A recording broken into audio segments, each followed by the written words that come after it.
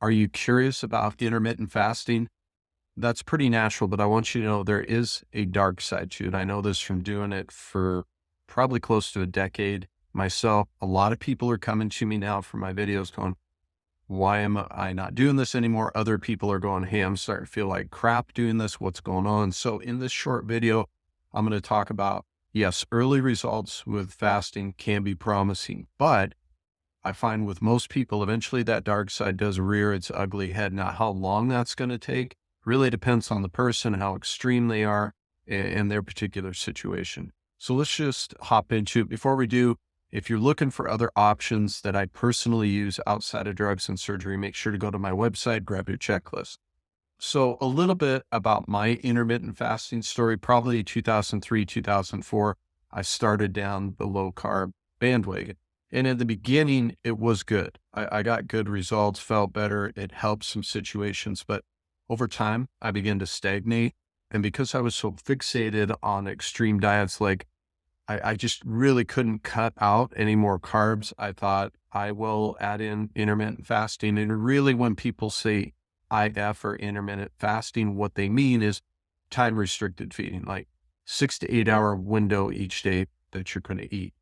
Intermittent fasting means you're only doing it once in a while. Really, we're talking about time restricted feeding. So I did IF.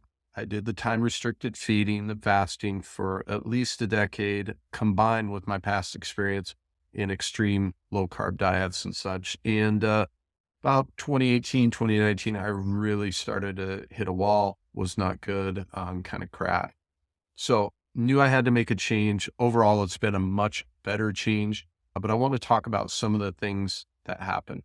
So here's what they don't tell you about some of the issues with chronic fasting. First of all, your thyroid hormone production can be hurt big time because 80% of that conversion of T4 to T3 is happening in your liver. Your liver needs fuel, okay? Not just glucose. The carbohydrates are important, but in general, generally speaking, fasting is like forced starvation, okay?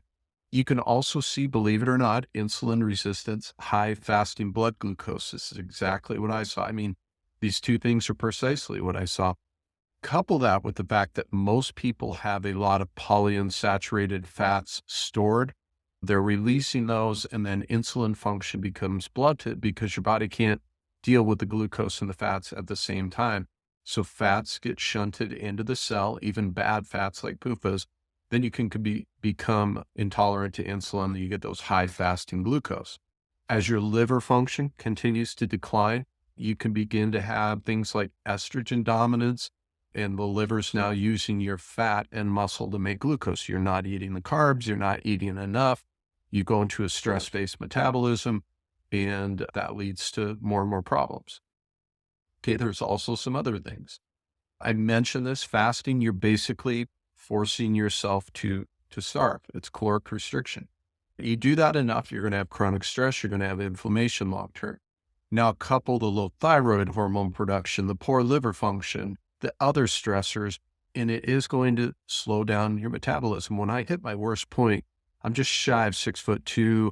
At the time, I was like 190 pounds, but I couldn't eat more than 2,000 calories without gaining weight.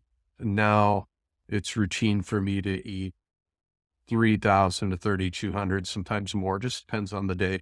So my metabolism really got tanked. All right.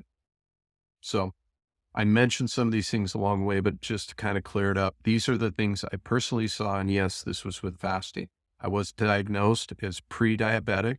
I was diagnosed as hypothyroid. I was a high inflammatory state, meaning I had Hashimoto's thyroiditis. So my body was essentially attacking my thyroid.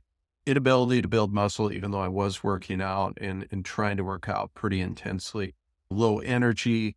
My sleep sucked. That was the thing that really kind of put me over the top is I just was not getting good sleep no matter what I did. Sleep was just hard to come by. Sex drive went down, inability to process carbs. I had gotten to the point where if I had carbohydrates, even though I was craving them like crazy, I just wasn't processing them very well. Okay.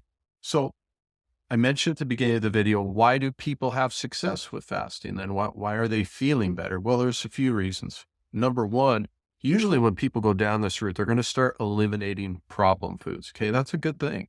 I'm not saying it's a bad thing. And I'm not saying fasting is always bad. It's not. Once in a while, it's a good thing. Resting the body. Some people, they're having so many food problems by just kind of simplifying and cutting out the crappy meals they're having. It does give their body a little bit of rest. But like I said, it is eventually going to catch up to you if you're not eating enough calories, if you're not eating enough of the right calories. Your body is going to have to compensate, and those that compensation mechanisms that kick in are stress based. They're fine for short periods of time, but you do it chronically and you start to see the problems that I talked about. So this is the unanswerable question. I've had people ask this, how long will it take? Don't know. It took me, and I'm pretty stubborn and I wasn't very aware of my body sometimes. My identity was so tied to these diets and fasting that I almost refused to admit that I was wrong, that I was hurting my body. And then eventually I was just forced into it. Some people are smarter than me and more body aware, not as hard headed, for lack of a better term, and they switch earlier. But you will eventually run into problems. Can't do it long term without seeing those compensatory mechanisms. So hope this video is helpful. Hope that, you understand why I'm no longer doing it, why I don't recommend it for most people. Again, occasional fast, fine. If you're going to do it chronically, you're going to pay the price one way, shape, or form. So let me know. Am I wrong? I know people when it comes to this stuff, they're going to let me know in the comments.